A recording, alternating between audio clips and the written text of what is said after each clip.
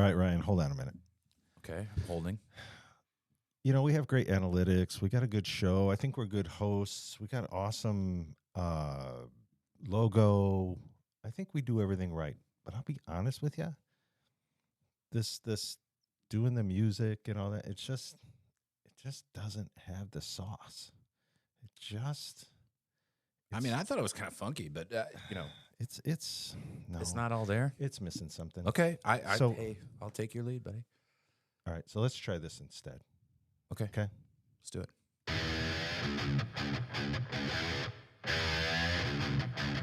Welcome to RC Underground Radio. We're racing toy cars here. If you've been looking for a podcast that talks about one RC tracks, suppliers, and events, then you're in the right place.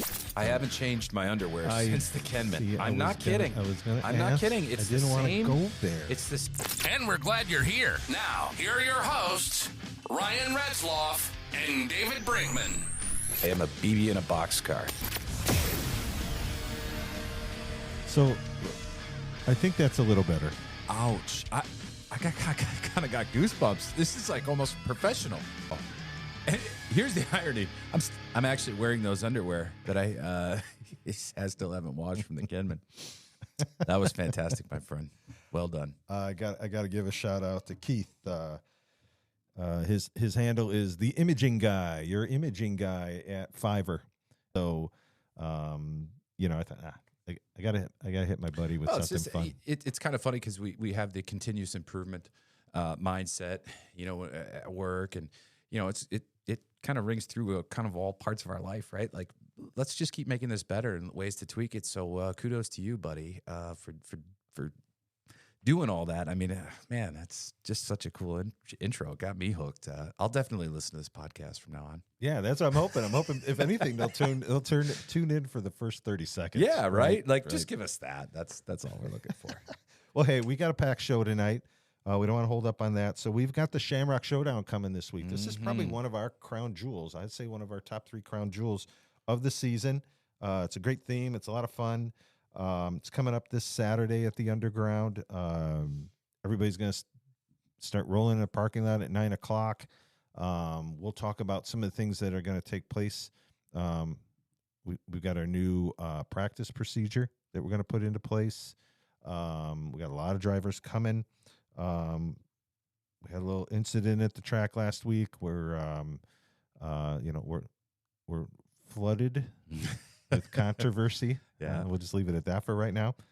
And we got just a great guest tonight.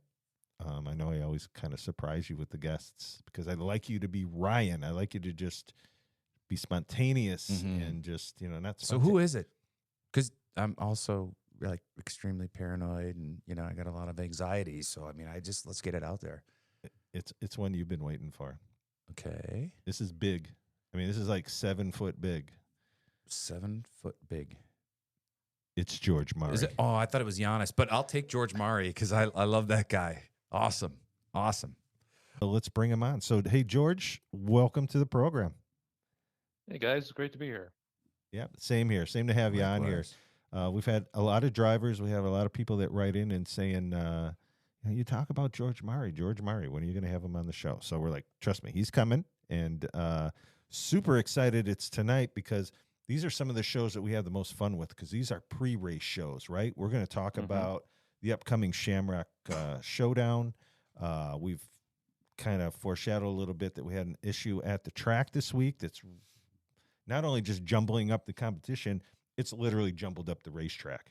So we'll kind of dig into that. But real quick, George, what brought you, and I know some of this, but what, from your words, what brought you to these 1RC cars? Well, when you hit me up on Facebook this past summer and started to show me these cars, I was like, I felt like Al Pacino in The Godfather. Like, you're pulling me back a little bit, but not that I didn't want to, not that I didn't want to, race with you guys or anything. It was just, I was really more concerned, like, you know, I Ryan, I think you mentioned in a previous episode, like you kind of have an addictive personality, or you said that at one of the races. I'm not sure what. Yeah. And I'm like, yeah, that's me too. I'm that way too. And I knew it if I started to get back into it, it would probably become like my latest obsession or re-obsession or however you want to say it. So I wasn't sure I want to do that. But then Dave, when you said that you're doing this in honor of your dad, I was like, oh, I really wanted to be there for that, and be there for that first race that honored him and everything he did for us. Um, I didn't I just couldn't miss it. So and if and on top of it, I had a great time. So it really turned out really well. Yeah, that's great. And it's kind of apropos. We didn't really plan this, but it's fitting that you're on the show tonight because honestly, this is the 10th anniversary of my dad passing away, and I know what he thought of you. What he thought of all the guys that raced back then. He just loved all you guys like family, right? What he was all about, right? He was just all about that group, getting together, racing cars, having a good time, and I think he'd be proud of that. I know he'd get a huge kick that he has his own race, the Kenman Classic. He would really be digging that, right? So Absolutely, yeah. Yeah, so it's just super cool that you're on this episode. It was meant to be, right? It was just meant to be that we're taping out. It's cool that it's kind of come back around. And from everything I gather from, I call you guys the OG guys. Everything I gather from you OG guys is it's like, man, this is kind of the same. It has the same vibe. It does, yeah. It's friendly competition. It's it's funny because the first time I met you, I was like, okay, I don't know about this guy. As far as not being a bad person or anything like that, but what I looked at was like, yeah, I think he could be pretty darn competitive, and you were right out of the gate. And then you go and you buy this car, and you're just constantly working on it. I mean, you're posting. I think you post more than I do in some of the Facebook pages and asking questions and looking for help. Yep. I've kind of named you the mad scientist.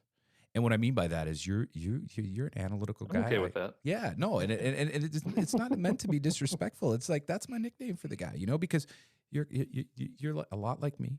You like to analyze things. I could just tell you're an analytical person, and so you look at stuff and you go, okay, yeah, I can see doing that. I can understand that. You want to understand it all, and that's what's really cool about you because race days at first I was like, okay, well, here he comes in.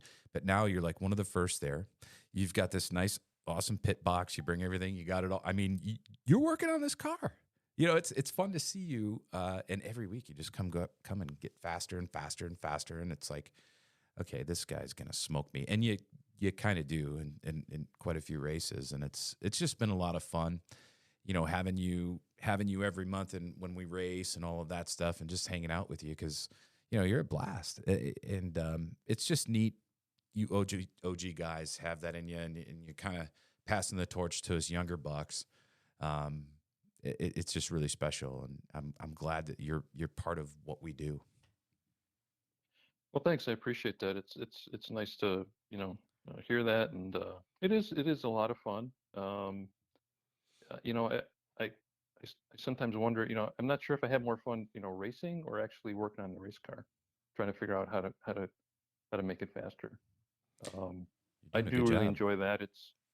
Well, thanks. Yeah, I mean, it's it's funny because to be honest, I haven't had the results lately to show for it, so I gotta work my way out of that C main hopefully this weekend. So we'll see.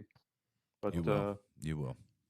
Yeah, you're one of the odds-on favorites, buddy. I'm, not to make you nervous or anything. I know you'll execute, but people are saying, "Yep, it's George's time. It's his time." That's who I'm fearful of. Yep. Yeah, I think if I can solve that traction roll issue persistently I've had, then I hope I have a shot. As long as I can be there in that A main, I think I'll have a shot, and we'll see what happens. So perfect foreshadowing. So let's get into the traction roll and why I don't think it's going to be an issue. So it's known. We had some water.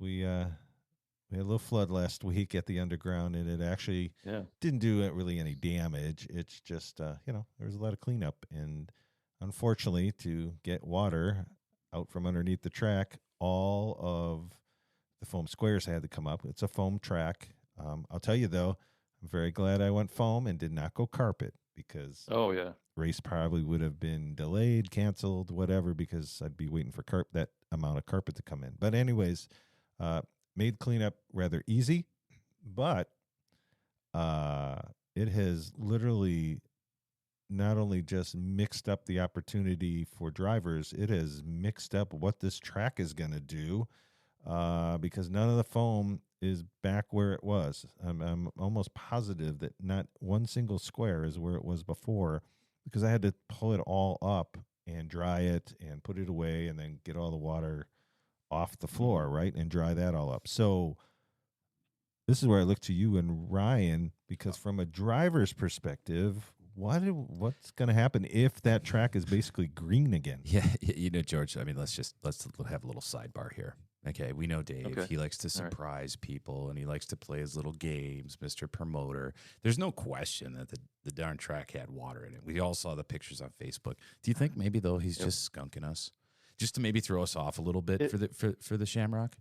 Like, I mean, he's kind of nerdy, right? So I'm sure he wrote all the numbers, right? Like a puzzle piece. He probably put all the, and then he's telling us, oh yeah, sorry guys, the groove's going to be bad. You're probably not going to have to worry about traction roll. It's going to be really slick. And then we're going to get down there. We're going to set our cars up because you and me, right? I mean, that's what we do. We're working on it before the race, not like Ciccone who just comes in and said, I didn't touch this thing since 3 months ago, and it comes out and wins races. But so we're going to be working on it, setting it up for a loose condition, and it's going to come back and the track's going to be perfect. So I'm going to call your bluff on it. I'm going to bring her like she always has, and I'm going to light the world on fire because I am a quarter Irish, so I have to win this race. But I don't know. What are your thoughts going into Saturday on this, though, George? Honestly, I'm assuming that the track's going to be like it was last time. Yeah, it was coming in. Yeah, it really was. And honestly, I have no idea what a little bit of water in the foam. But if you dried it out, no, it's just hard to say. Like if cleaning it did anything. And I don't know how like for full size race cars with asphalt, right? They talk about rubbering in the track. Yeah. I don't know how much of that happens on with our cars in the foam. It could be. I honestly I don't know. So my perspective on that, and honestly, this is just what's made me think of this is there's got to be a lot more sauce and there's got to be a lot more track running going into 1 and 2, at least going into 3, if not off 4, because everybody comes off 4 differently, right? Yeah. But definitely going into 1 and 2, and honestly, that's where we've seen a lot of traction roll. And I think why it happens is because there's a lot of sauce that is built up down in those 2 corners because those mats have been there since day 1. Yeah. They are not there anymore. If those 2 or 3 or 4 foam mats that were there gaining all this and that's providing that overage of traction are not there anymore. Maybe I don't know where they are. They could be in the pit area. They could be in the front stretch. They could be up in the high lane somewhere. Yep. What's going to happen in 1 and 2 and what happens when somebody discovers where they are at? Let's just say that they're up high off of coming 3 and 4 and all of a sudden it's a highline track. I mean, sure, I'm a promoter, and sure, I want to put that in everybody's head a little bit. I'm not going to lie about that. But in all honesty, if they're not where they were, what could we see? From my perspective, I think we're just going to see a lot of guys starting out in practice, just feeling it out, and I think that's going to be the key to it. Is just kind of looking at the track too, because I mean, right? Anybody who races RC cars on an oval track or even on an off-road or whatever, you can see where the groove is and you can see where it's worn in. So you're going to take a look at that and kind of study the track a little bit before you throw your car down. I think you have to, and then from there, it's just throw it on, no tire prep, and see what it does. Because I don't know about you, George, but the last race, I mean. Feature, even the race you were running in, I didn't put any sauce on my tires. I just left it alone because of all the traction roll and all the grip. I mean, the track has really come along. Yeah, for the last race for the main, I didn't put any sauce on either, but I was going to just jump in and say, for this weekend, if it's really bad, we're just going to, each of you and I, Ryan, we're just going to chip in and buy some more awesome sauce from Steve, and it's just going to accidentally spill on the track there in turn 1 and turn 3. And I'm good with that. no one will know the difference. Yeah, and Steve, if we love that guy, Steve. When you listen to this, just make sure you throw a case in the truck before you come down. George and I will pay you for it. We'll have to build like an RC water truck, like they have on a dirt track, and then it goes around. But it's actually putting awesome sauce down. I got a guy that could do that, and it's yeah. I got a guy. George could do it for us. I mean, think about it, George. You could have a servo, right? Open up the valve and the whole 9 yards. Let's do it. Yeah, sprinkler, maybe. Yeah. Okay. All right. Yeah, sure. So hey, there's one other thing we have to clear up here really quick though. There, ironically, we're talking floods, right? So I'm talking.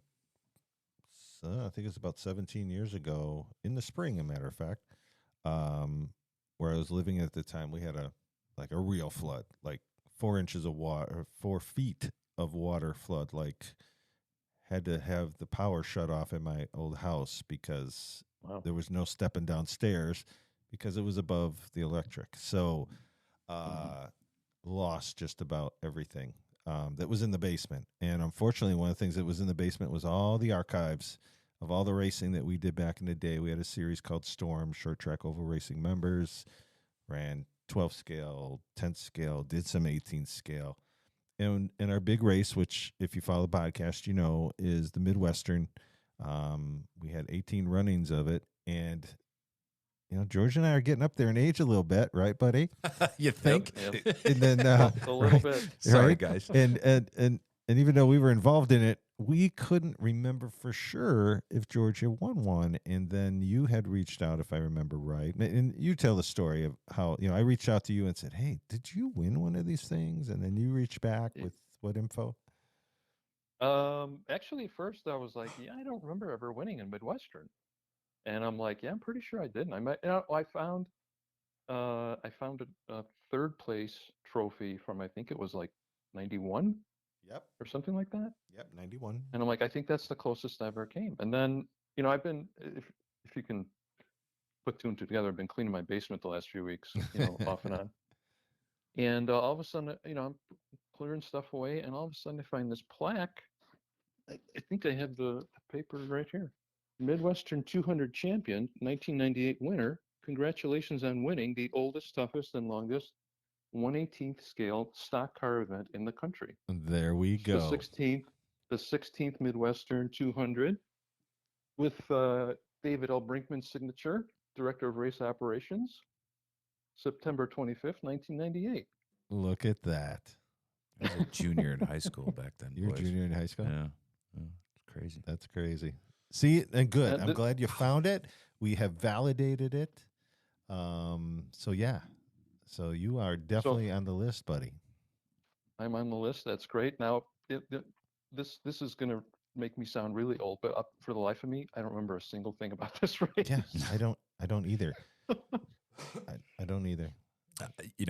I barely remember racing the 18th scale in 1998. We were racing the Buds cars. Correct. And I don't remember racing that more than one season. We did 2, but I think you kind of came in the middle of one. We kind of did the same thing, right? Kind of reached out, hey George, we're doing this thing, Once like with the 1RC cars, I mean, as soon as I had one, and the first time we started racing, I'm like, oh, we're gonna grow this. This is gonna fit perfect down to what I want to do downstairs, and these are the people I want to have involved. I knew it day one. With the Buds cars, I was like, I'm not gonna have people going out spending money if this isn't any fun or anything. And they were good, for their time. It's been fun because I believe you brought one back. Nick had one at the underground. So it's kind of fun. It's almost like NASCAR when they bring out the old cars that ran at Darlington or something, right? It's like these old relic-y cars that we thought were the hottest thing back in the day. It's crazy, right? How the advancements have come. Oh, You know, yeah. you guys showed me those cars, and I don't mean to joke about your age because you're both better wheelmen than me. But seriously, I mean, you guys have kind of seen it all, right, with the RC and how it's evolved. You know, I mean, Those cars. Yeah, I was just gonna say those cars have no rear suspension. Well, they don't have like a rear T-bar or anything like, you're or even like the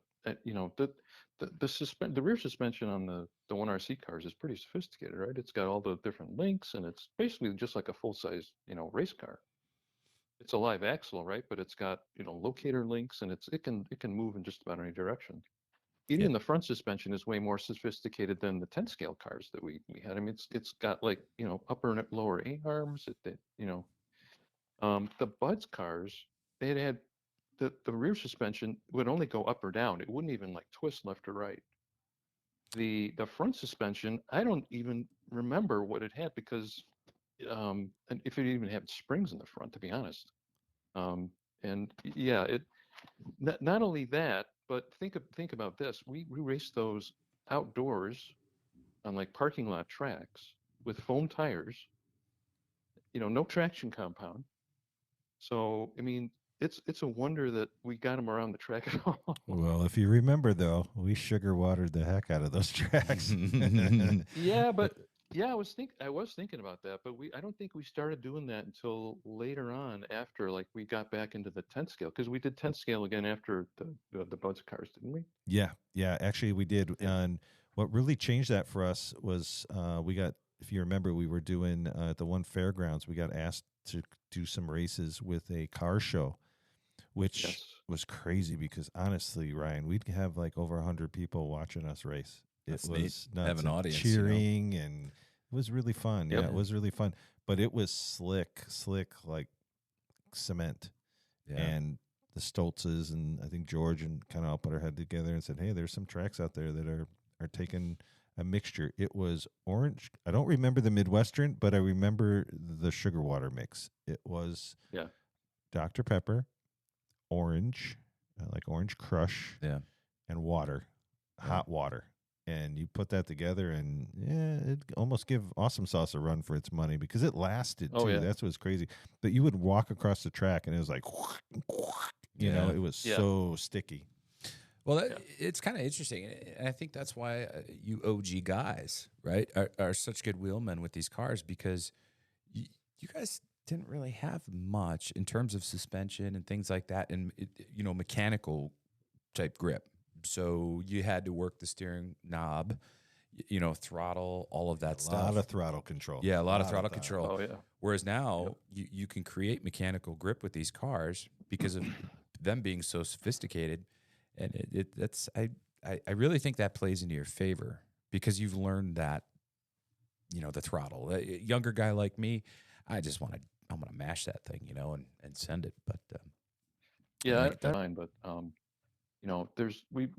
I'm so used to running so many years, almost decades, right, on the slick parking lot tracks that, the line for that, like as soon as you get, into the turn, you'd want to hit the throttle as soon as possible, right? Because you want to get an advantage, even though there's no traction. It's like, well, if I can get on the throttle just a little bit sooner than my competitors, I'm gonna, have an advantage. So I'd hit the throttle way before, like, you're pointing straight down the straightaway. So you end up with like a racing line that like is almost like shaped like a football. It's like an arc going down the straights and then like pointy on each end. And all of a sudden I'm racing, at RC Underground, like doing practice laps, doing quick laps, and all of a sudden I'm like, oh my God, I'm doing the same thing again. It just comes right back, right? I wasn't even thinking about it, but I'm like, that's actually that line that I'm so used to is probably not the fastest way around the high traction tracks like we have now with the RC Underground. Other guys that are coming and like, setting track records and stuff. I'm like, wow, they're running a really different line. I'm like, how are they doing that? Like it's hard to like, unlearn something that you've been doing for so long. And kind of retrain your brain, right? Yeah, exactly. yeah, you're going from kind of low grip to high grip. There's certain grooves that work at the Underground, and yeah, you got to train yourself. But you know, one thing I always learned, especially through asphalt racing, is always center off, right? Center the corner off.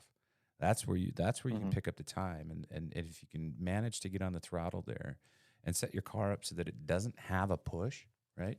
And it goes straight when coming out of that corner, you know, it hooks. That's it. That's the key. That's the name of the game. So, absolutely, yeah. So I'm gonna go way back, George.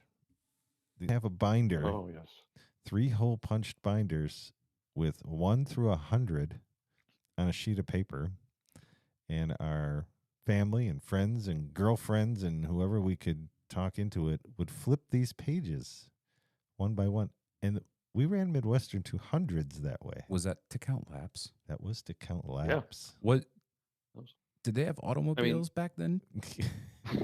Yes. How did you guys do that? Yeah, and our race cars were not steam. I know all the jokes you're going to come up with. No, I mean seriously, how do you keep track of that? Yeah, we 'Cause, didn't. I mean, we didn't do time trials with a sundial. What else are you going to come out with? Well, I gotta trust me. I got a bag of tricks here. But like, so what kind of lap times did you guys turn with those cars? Gosh, what would, I mean, that's We a good don't know. question. Yeah, we really didn't know. We would do time trials, but we did it with just with a stopwatch, and who knows how Yeah, that's accurate. for qualifying, right? We Who did knows how qualifying with accurate stopwatch. any of that was?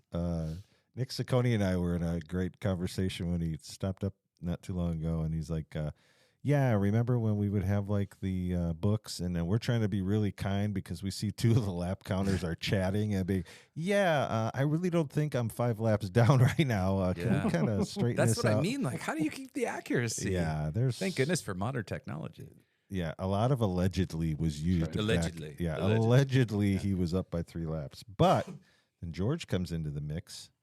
Here's where the beginning of the mad scientist. The next year, George designs a program, creates a program, and then these push button things. Oh yeah. Remember that?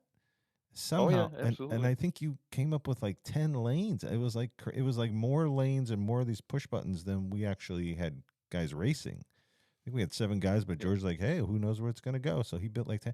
And then it was like night and day. I mean, now you just had to push this button.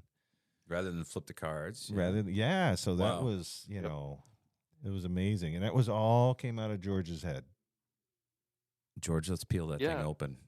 Let's dig for some speed secrets. Come on, you and me.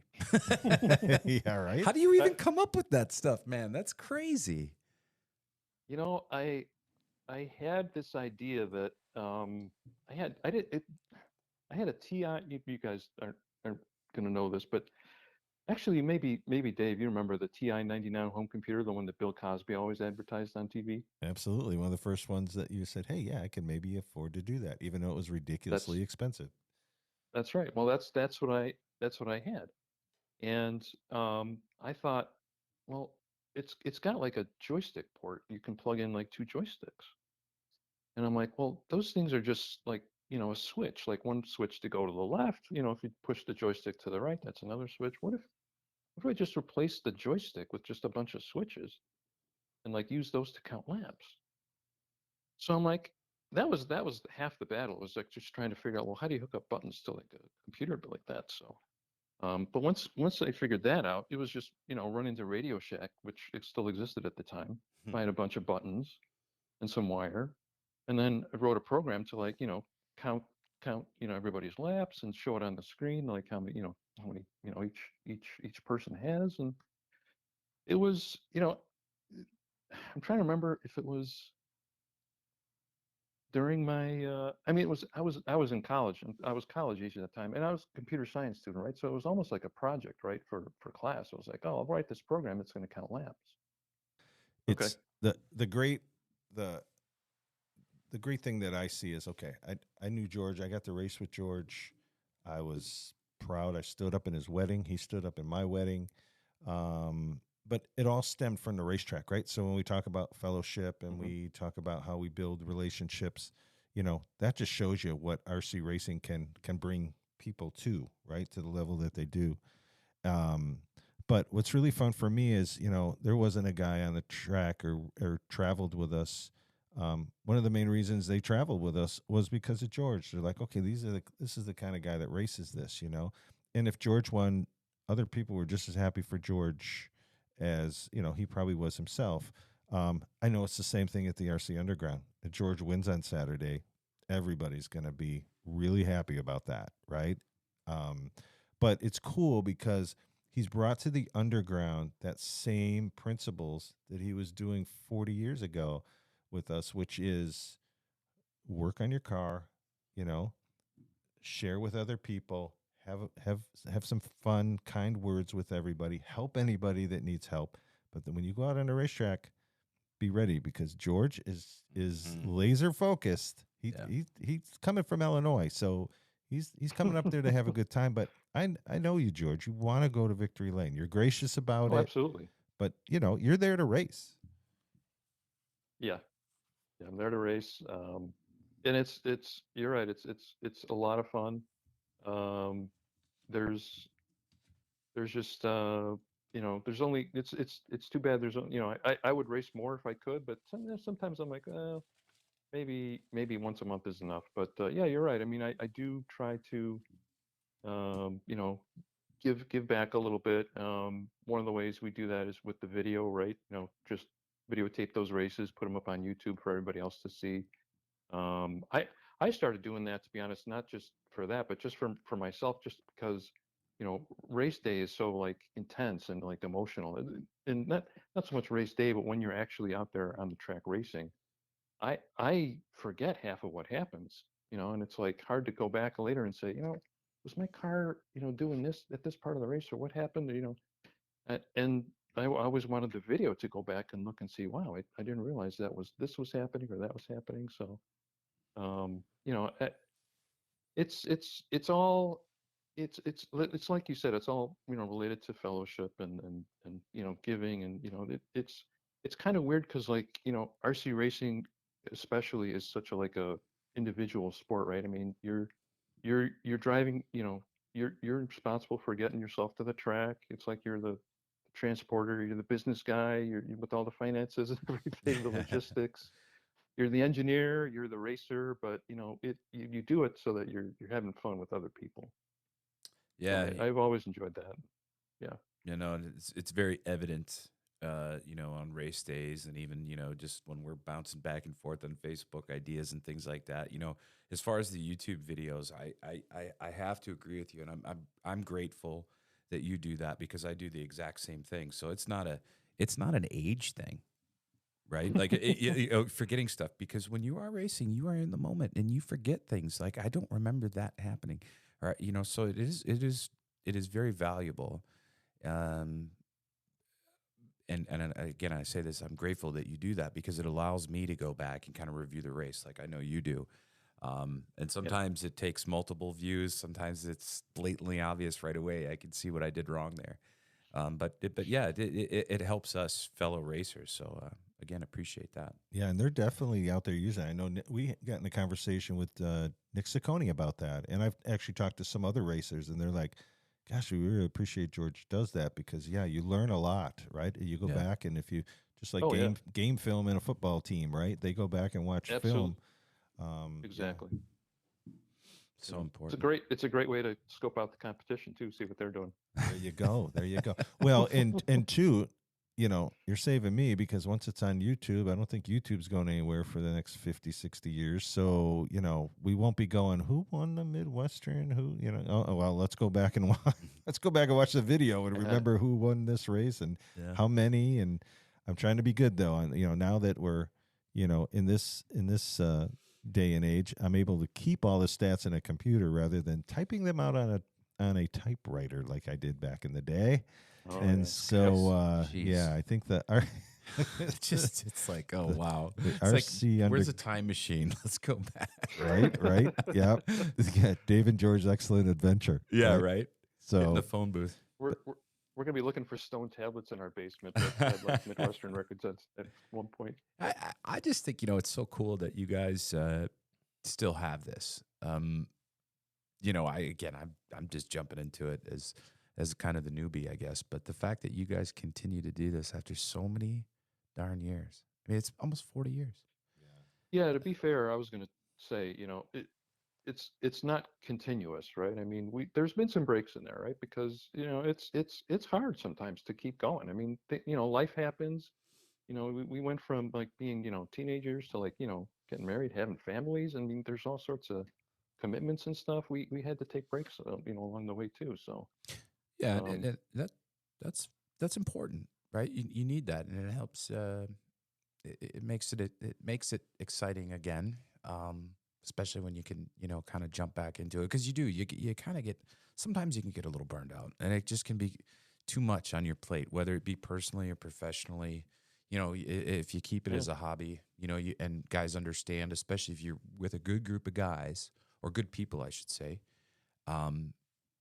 they'll understand that, hey, I just need to take a step away for a couple races or whatever, get my head straight or do what I'm doing at home or whatever. And that's been one of the coolest things is we've had guys bow out of races for certain reasons, whether it be personally, professionally, but we're all like, okay, man, well, we'll see you around. Yeah, we get it. We get it. And when you talk about the understanding too, we try to design it so we're being understanding to our spouses, our girlfriends, our kids, right? I never want to give feedback. Well, I didn't know if I could come because, somebody, a family member said, "Oh, you're doing that again." It's like once a month. I mean, that's and from a driver perspective too, we kind of want everybody hungry that like, it's like you said, sometimes it'd be nice to race more, but once a month I get it. And it's fun to get the messages from like Nick Ciccone, like, hey, I was driving on 94. Is okay if I stop off and crack some laps, or whatever, because that says to me, people do look forward to doing this. They kind of eager to do it. Like, I'm excited for Saturday because it's going to be fun to race. I don't know what's going to happen with the track, but getting all my friends together, right? And we have, if you have a purpose and a bond,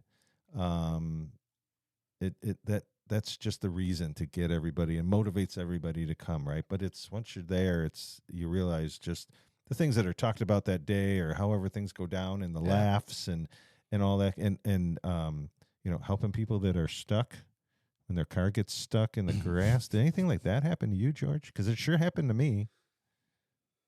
Oh yeah, it did. Yeah. George was gracious though.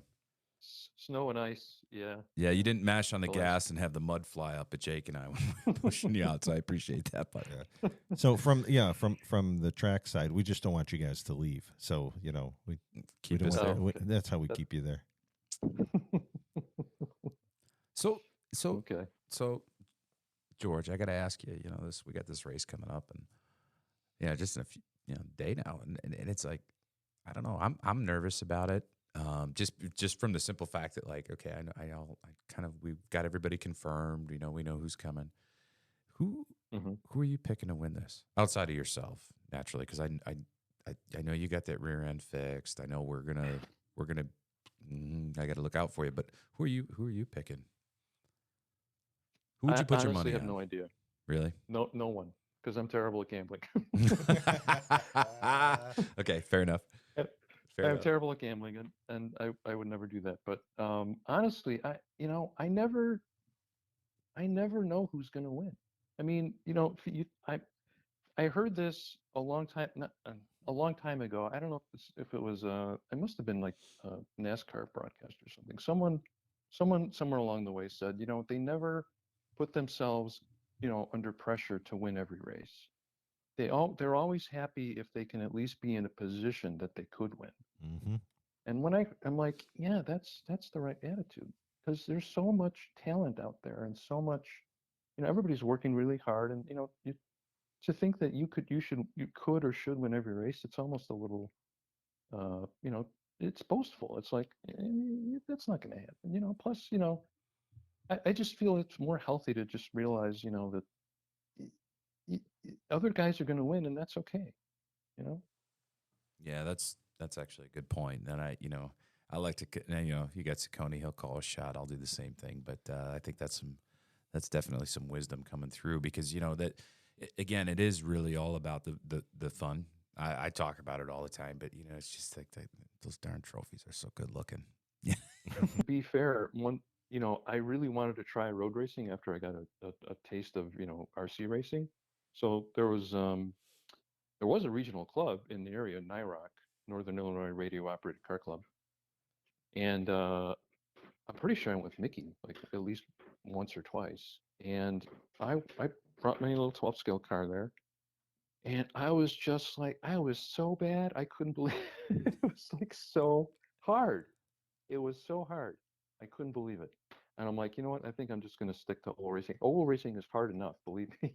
No, there's no doubt I about didn't need, that. I did not need the extra complication. So that was the end of my, road racing aspirations.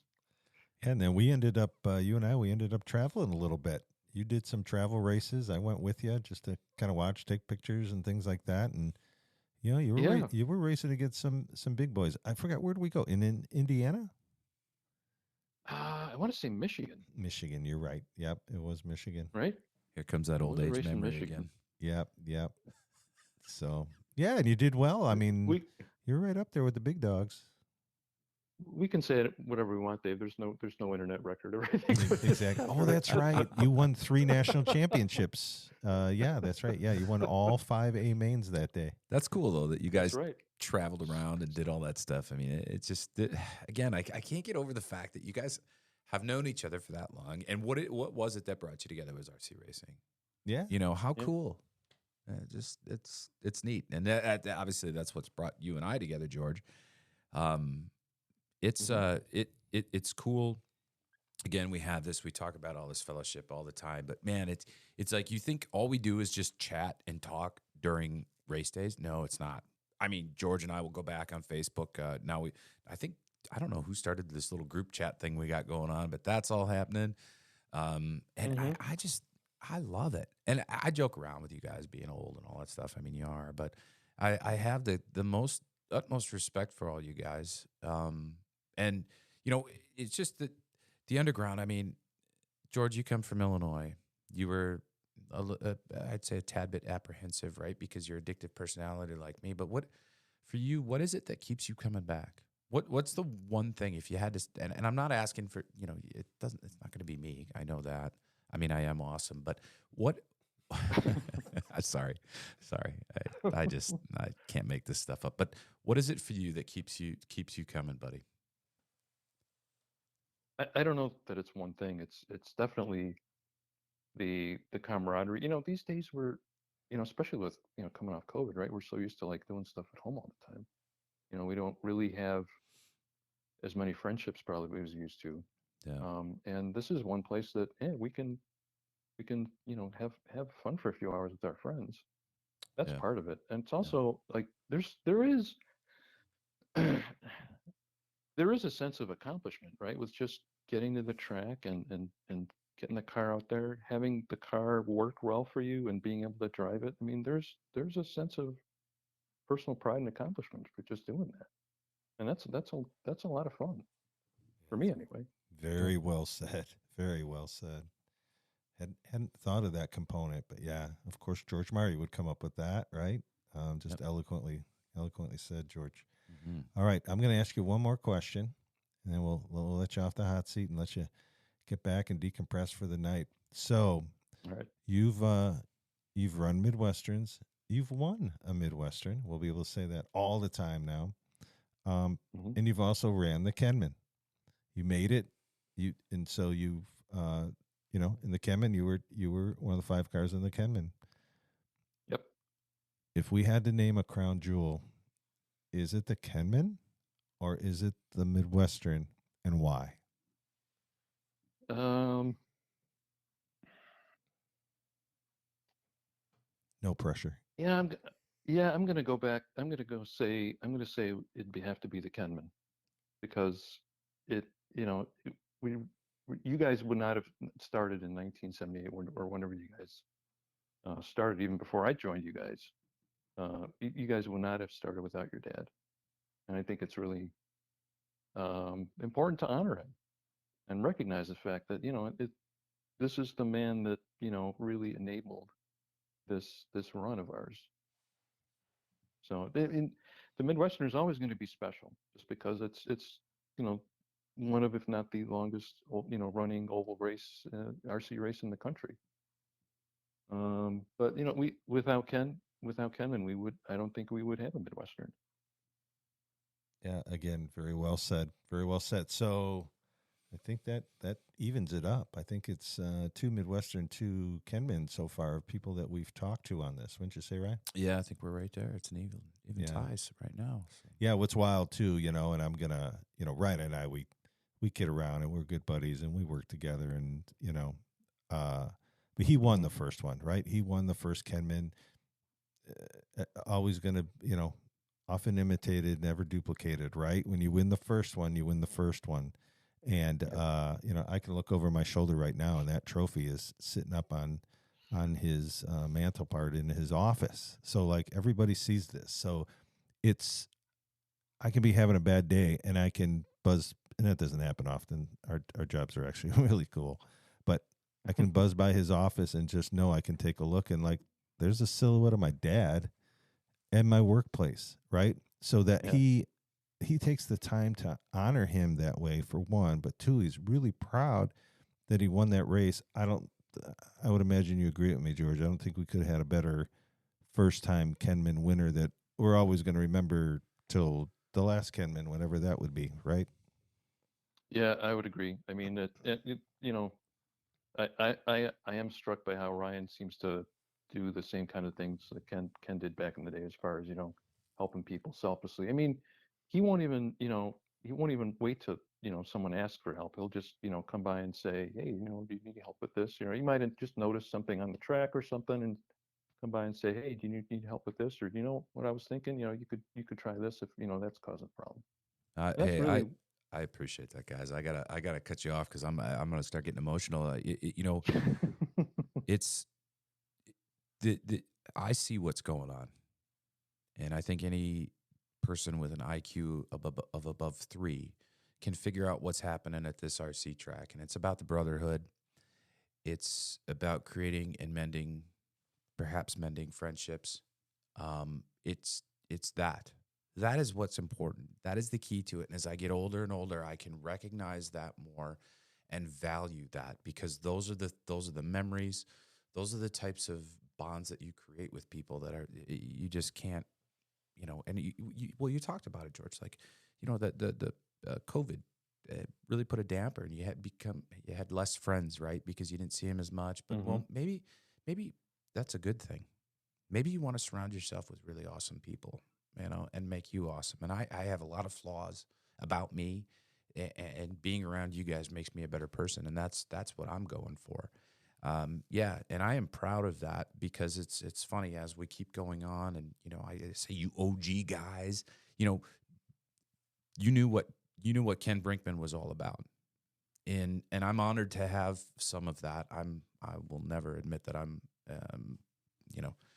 half of who he was from what I understand, what I've learned to know about him, but the fact that I know about him, I know what he did for the hobby and what he did for you guys. That's important to me, and that's why that for me is just so darn special, to be able to have that hardware above it, look at it and go, yep, okay, I did it, but we're all together, and we did it together, and we were all part of something really special. So that's the biggest thing, and I just wish you guys would help me when I'm stinking out on the racetrack. Well, I can't be much help, but George can. Yeah. We know you're so proud, Ryan. You wouldn't accept help, would you? Oh, yeah, I would, because I need a lot of it, buddy. How much time you got? No, but I'm looking forward to this next race, buddy. You've got some. I think you've got found some speed.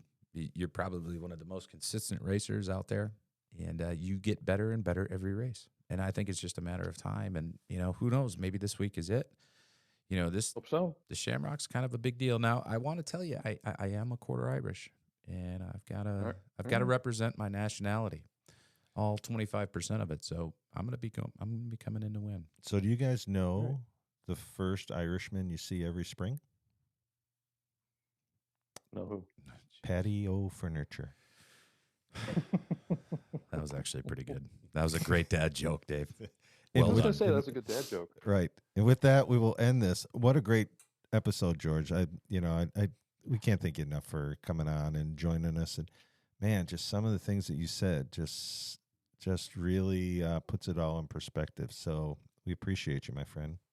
Thank you for Thanks a lot. continuing to be a part of something special. We love you, George. I appreciate it. I'm glad you guys included me, and hope to do it again sometime. Yeah. So here's what we're gonna do, buddy. So the second surprise is I got an outro. You got a chance to listen to the new intro. Ooh, you did an intro and an outro, and there's an outro. So what I'm gonna do is I'm gonna turn the mics down, and then we're gonna listen to this. So again, thank you, George. Thanks, Ryan. Thanks everybody for listening. And yeah, we'll talk to you next week. Good. Thanks, guys.